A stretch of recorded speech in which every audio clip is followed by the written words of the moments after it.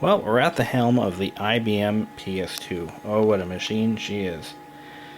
Hard drive now has 2 fresh capacitors and now is running again. For those of you who missed my last video, if you don't want to watch it, I'll give you the Reader's Digest version. The PS2, I decided I'm going to drag it out again and get it going. And I decided to pair it up with the eMac, which I still use for the Sims. So I drag it out, I fire it up, and something's missing. The hard drive wouldn't kick over. So I took the drive out, I tried the whole stiction thing, I shook the drive a few times to try to get the platter spinning, thinking it was just a stiction problem where the heads would actually stick to the platters. It was very common on these old drives. To no avail, it wouldn't kick over. So I took a good look at the control board, and I found 2 large electrolytic capacitors, 2200 microfarads, and they were both 16 volt capacitors. And I just happened to have 2 10 volt 2200s on my shelf here. So I put the 10 volts in, the drive kicked over instantly. So thinking I've pretty much got the problem licked, I went ahead and I ordered 2 brand new 16 volt 2200s. They came in today, I put them in, and the drive is running beautifully. So let's talk a little bit about what you're looking at right now. You can all download this for free. Just Google Razzle.exe, R-A-Z-Z-L-E.exe. And it's a simple executable that anyone can get for free. It's available on a couple of different websites, and there's another version for Windows 95. What this is a DOS screensaver. You had to manually execute this one. So if you were away from your machine, you'd have to exit Windows, or you could actually run it within Windows 3.1. In fact, that's how it's being run right now. But it doesn't run under Windows. It's a DOS application, so it runs in DOS. So it cannot be used as a Windows screensaver, unfortunately. I'm sure there's a way to make that happen, but I don't know of a way right now. So, back in 2001, I worked in a small computer surplus store. It was a pretty cool operation, and I learned a lot of stuff there.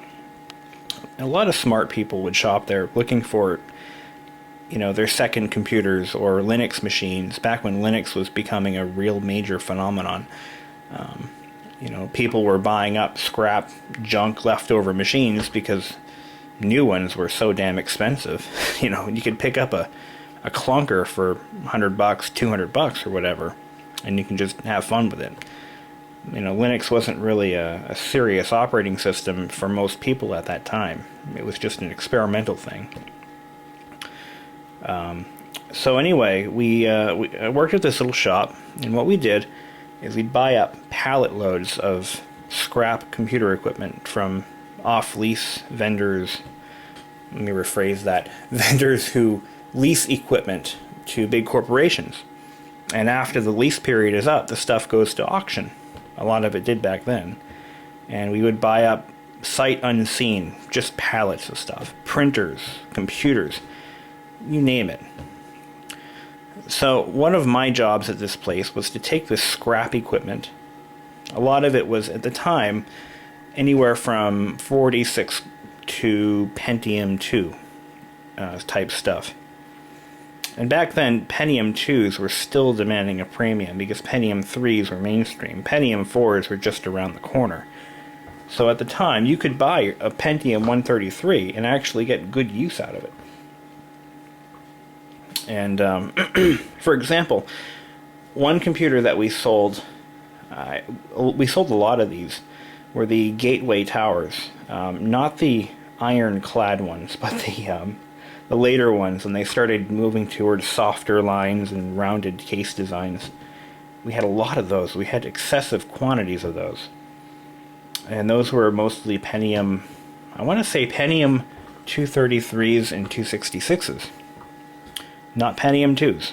Pentium, classic Pentiums. So what we would do to these machines is we'd bring them in, I'd clean them up, I'd diagnose anything that was broken or needed attention. I'd fix the machine. And then I'd run a... we had this boot disk that we made. I didn't make it, my boss did. What it did was it was like boot and nuke, but it was all DOS. So it was all run from auto-execute bat files. And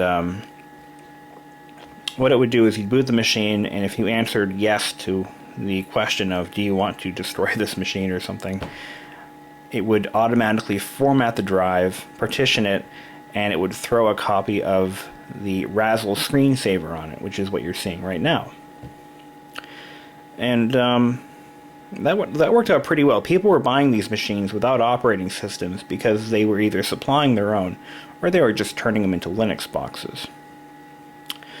So this screensaver was so mesmerizing. We'd have rows of old Pentium machines running this screensaver, and people loved it so much. We had some customers come in actually buying computers for the sole purpose of running this screensaver on a as kind of like an artwork thing in their house. Now this was before flat screen TVs, so people were buying industrial monitors, putting them in their walls. I think I remember one person doing this.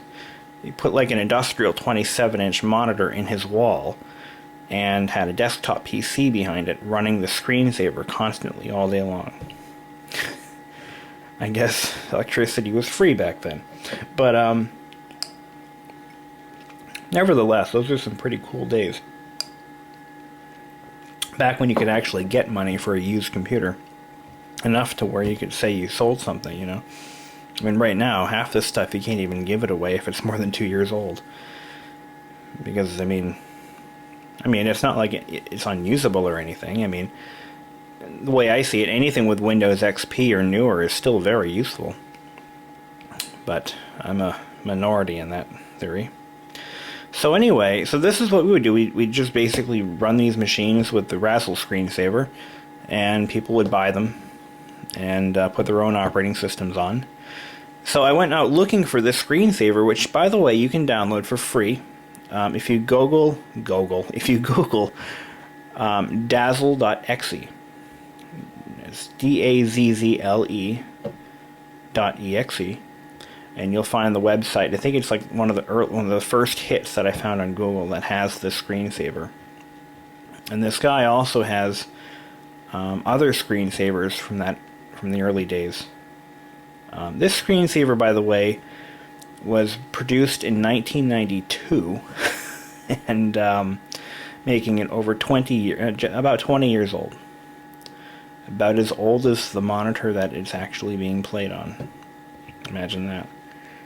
So, there you go. That was just a long-winded rant about my early days in computing, and I'll tell you a little bit more. Excuse me. When I was, I started working on computers when I was about 11 or 12. That was in like 96. Yeah, about 96 is when I got my first machine to play with. The one before that was the Tandy 1000, which I still have. I got that brand new when I was 5. I didn't really learn how to use it until I was about 12. And it was all DOS stuff back in those days. My first... the first computer that I ever considered to be decent was my IBM PS2 Model 30, 286. This computer, it actually had the same keyboard as this one. It had the monochrome version of this monitor, which was a little bit smaller. It had excessive burn-in, it had a dead clock battery, and it didn't require a reference disk. This was one of the oddball PS2s. The only PS2 that I'm aware of that didn't have microchannel architecture, but I think there was the educational all-in-one model that was based off of that machine that wasn't microchannel. But this one had 16-bit ISO slots, and I used it for most of my early homework assignments, like in 6th and 7th grade. I used this machine for nearly 2 years, and yeah, it was running DOS 622. No, DOS 3.3 is what I was running on it. and WordPerfect 5.1. That was my word processor. For a printer, I had a Fujitsu DX2400 9-pin wide carriage, and that was a bulletproof printer. It was basically cast iron. That thing, you couldn't kill it. And I used it to run my little lawnmower business. All my customer billing sheets, I was 12 years old handing out billing sheets to my customers after mowing their lawn for $5. I thought I was an entrepreneur. I was just a bonehead. But I would print out invoices that I would make in a simple text editor called Cosmi, C-O-S-M-I. It was like a desktop all-in-one application. There were a lot of those in the 80s. It had a calendar, a calculator, a word processor, all very basic. I just used print screen to print whatever I wanted because it didn't really have any built-in printer drivers per se. So it would print in text only to my little 9-pin printer. I also used that machine to print greeting cards, banners. I had a lot of fun with that. Most of the stuff I knew in DOS, I learned on that computer. I'm still looking for a Model 30 286, just like the one I had, but they're hard to find, and when I do find them, they're overpriced. I wouldn't pay more than $50 for one, to be honest with you. I mean, I've already got this one, and I paid about $50 for this one, which is a little less than it was worth, but at the time. One of the downfalls to this Screensaver is the fact that it has to run in DOS. It can't automatically execute unless you create some kind of a script that does that for you.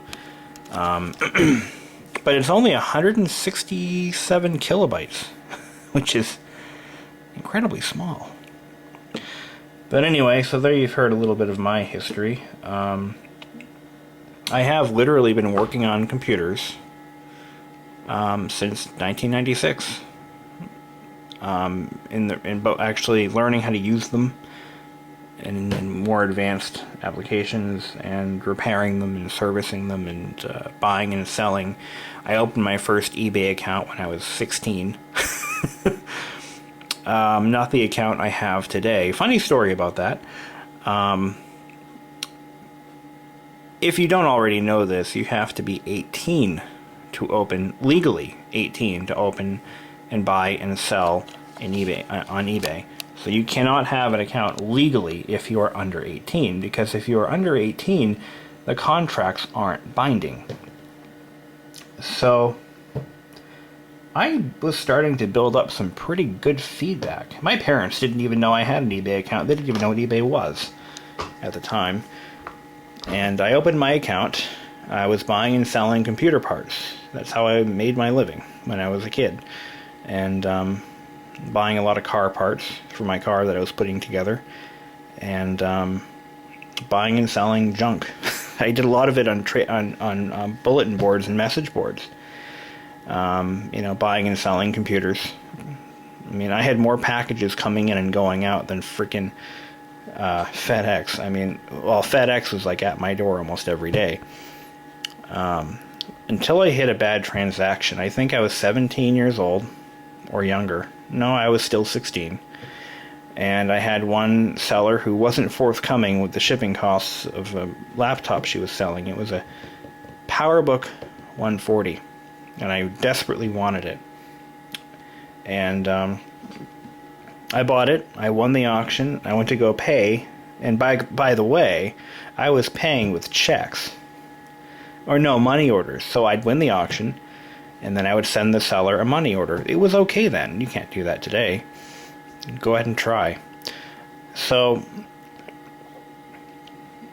I found out that she wanted to charge like $40 to ship it, which at the time was insane. It was coming from Phoenix, Arizona, I believe. I remember the eBay username, DJIRT. My username was BBISHOPPCM.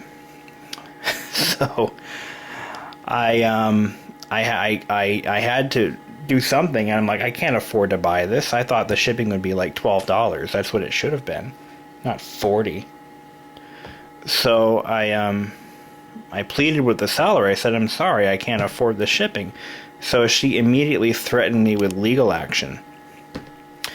And I had to do something about that. I'm like, well, I can always create a new user account, which I did. As a matter of fact, the one I used today was opened when I was 17. So what I did was I said, I'm sorry, I'm underage. You cannot legally hold me accountable for this. She was furious. She reported me as a non-paying bidder. I lost my account.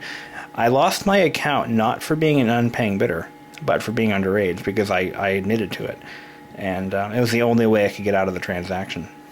I can't just... I mean, back then eBay didn't regulate their site like they do today. You know, they could charge $200,000 to ship it, and I'd have to pay it. But that's how I lost my first eBay account. The one I have today, I opened in 2001. 2001, how old was I? I think I was 17. But anyway, oh hell no. No, I was... Yeah, I think I was still 16 then. Wow. But still alive today. Still there. 11 years later. Well, I don't know what else to talk about. 16 minutes has gone by fast. So, have a good one.